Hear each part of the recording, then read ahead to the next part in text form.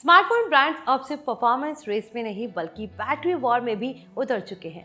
पहले 5000 mAh battery flagship phones में काफी मानी जाती थी, फिर 6000 mAh आया और अब ऐसा लग रहा है कि ब्रांड सीधे 8000 mAh कैटेगरी की तरफ बढ़ रहे हैं। और अब iQOO को लेकर एक नए लीक्स भी सामने आए हैं जिसने पावर यूजर्स और गेमर्स दोनों का अटेंशन खींच लिया है। रिपोर्ट्स के अकॉर्डिंग iQOO एक नए फ्लैगशिप स्मार्टफोन पर काम कर रहा है और जिसमें कि आपको मिलेगी MediaTek Dimensity 9500 का चिपसेट और मैसिव 8000 mAh की बैटरी। और ऑनेस्टली अगर ये लीक सही निकलते हैं, ये फोन बैटरी और परफॉर्मेंस दोनों के मामले में काफी डेंजरस कॉम्बिनेशन बन सकता है। Hi, you are watching NBT tech on the go. I am your host Mohini Bhadauria. तो वीडियो शुरू करते हैं और सबसे पहले बात करते हैं उस चीज की जिसने सबसे ज्यादा बज़ क्रिएट किया है और वो है इसकी बैटरी। रिपोर्ट्स के अकॉर्डिंग अपकमिंग iQOO फ्लैगशिप में 8000 mAh की बैटरी दी जा सकती है। अब ऑनेस्टली फ्लैगशिप कैटेगरी में इतनी बड़ी बैटरी अभी भी रेयर है क्योंकि usually brand slim design maintain करने के लिए बैटरी कैपेसिटी कॉम्प्रोमाइज कर देते हैं, लेकिन चाइनीज स्मार्टफोन ब्रांड्स अब सिलिकॉन कार्बन बैटरी टेक्नोलॉजी की वजह से बड़ी बैटरीज को कंपैरेटिवली स्लिम फोन्स में फिट करने लगे हैं और यही रीजन है कि अब 7000 mAh और 8000 mAh बैटरी वाले फोन्स तेजी से सामने आ रहे हैं। अब अगर हम प्रैक्टिकल यूसेज की बात करें तो इसका मतलब क्या हो सकता है।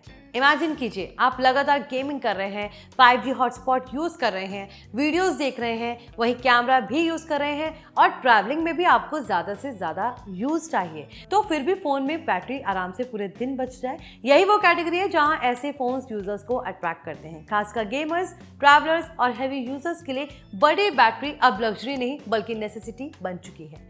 अब परफॉर्मेंस की अगर हम बात करें तो लीक्स के अकॉर्डिंग इस अपकमिंग iQOO फोन में MediaTek Dimensity 9500 चिपसेट मिलेगा। यही चिपसेट आने वाले कई प्रीमियम फ्लैगशिप फोन्स में भी देखने को मिल सकता है। रिपोर्ट सजेस्ट कर रही है कि ये चिपसेट फ्लैगशिप लेवल परफॉर्मेंस देने वाला है और हैवी गेमिंग, मल्टीटास्किंग और AI प्रोसेसिंग के लिए काफी पावरफुल हो सकता है। Dimensity सीरीज ने पिछले कुछ सालों में परफॉर्मेंस साइड पर काफी इंप्रूवमेंट दिखाई है और अब MediaTek सीधे Qualcomm Snapdragon फ्लैगशिप चिप्स को चैलेंज कर रहा है। अब इंटरेस्टिंग बात यह है कि रिपोर्ट्स कह रहे हैं कि यह iQOO का शायद आखिरी फोन में से एक हो सकता है जो Dimensity 9500 यूज करेगा, क्योंकि ब्रांड फ्यूचर लाइनअप में अलग चिपसेट स्ट्रैटेजी एक्सप्लोर कर सकता है। फिलहाल इस फोन का एग्जैक्ट नाम कंफर्म नहीं हुआ है, लेकिन स्पेकुलेशन चल रही है कि ये iQOO 15T नाम से आ सकता है या शायद नियो सीरीज के अंडर लॉन्च हो सकता है। अब अगर हम डिस्प्ले की बात करें तो लीक्स में हिंट मिला है कि इसमें 6.83 इंच फ्लैट OLED डिस्प्ले दिया जा सकता है जो कि 2K रेजोल्यूशन। और ऑनेस्टली iQOO पिछले कुछ सालों में डिस्प्लेस पर काफी अग्रेसिव काम कर रहा है। अगर ये same flagship level panel use करता है तो यूजर्स को हाई रिफ्रेश रेट और स्ट्रॉन्ग ब्राइटनेस एक्सपीरियंस देखने को मिल सकती है। कुछ previous iQOO flagships already 144 hertz refresh rate तक सपोर्ट करते हैं, इसलिए चांसेस है कि यहाँ भी gaming focus high refresh rate देखने को मिले।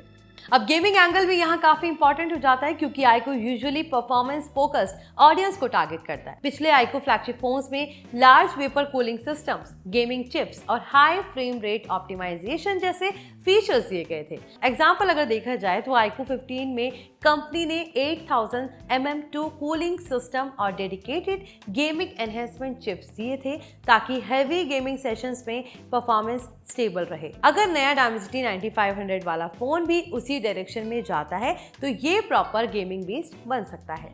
अब एक और इंटरेस्टिंग चीज समझिए, बड़ी बैटरी देना आसान नहीं होता क्योंकि बैटरी जितनी बड़ी होगी हीट मैनेजमेंट उतना इंपॉर्टेंट हो जाएगा। गेमिंग और फास्ट चार्जिंग दोनों साथ में काफी बढ़ा सकते हैं, इसलिए अगर iQOO इस फोन में एडवांस कूलिंग सॉल्यूशन देता है तो वो काफी जरूरी होगा, वरना इतनी बड़ी बैटरी और फ्लैगशिप चिपसेट की कॉम्बिनेशन में थर्मल मैनेजमेंट चैलेंज बन सकता है। तो आई होप iQOO का ये अपकमिंग स्मार्टफोन आपको पसंद आया हो। हमें कमेंट सेक्शन में जरूर बताएं।